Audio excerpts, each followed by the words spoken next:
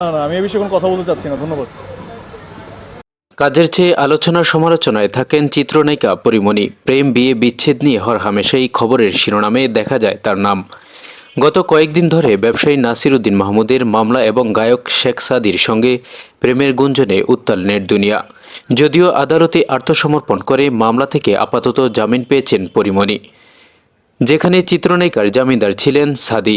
এরপর যেন তাদের প্রেম নিয়ে নেটিজেনদের চর্চা তুঙ্গে। অবশেষে বিষয়টি নিয়ে মুখ খুলেছেন গায়ক। গুঞ্জন তো শোনা যাচ্ছে, আপনার নীরবতা কি তাহলে সেই গুঞ্জনকে উস্কে দিচ্ছে কিনা?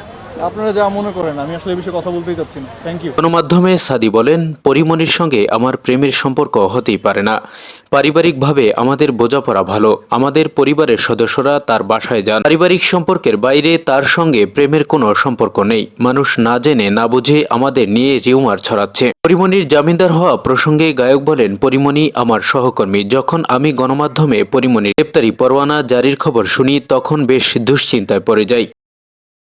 প্রসঙ্গত 2021 সালের 17 অক্টোবর ভালোবেসে চিত্রনায়ক শরীফুল রাজকে বিয়ে করেন পরীমণি। তবে দাম্পত্য জীবনে টানাপোড়েন ভেঙে যায় তাদের সংসার। বিচ্ছেদের পর থেকে ছেলেকে নিয়ে একাই দিন পার করছিলেন তিনি।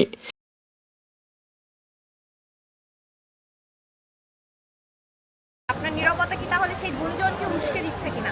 আপনারা যা মনে করেন, আমি আসলে এই বিষয়ে কথা বলতেই চাচ্ছি না। Thank you.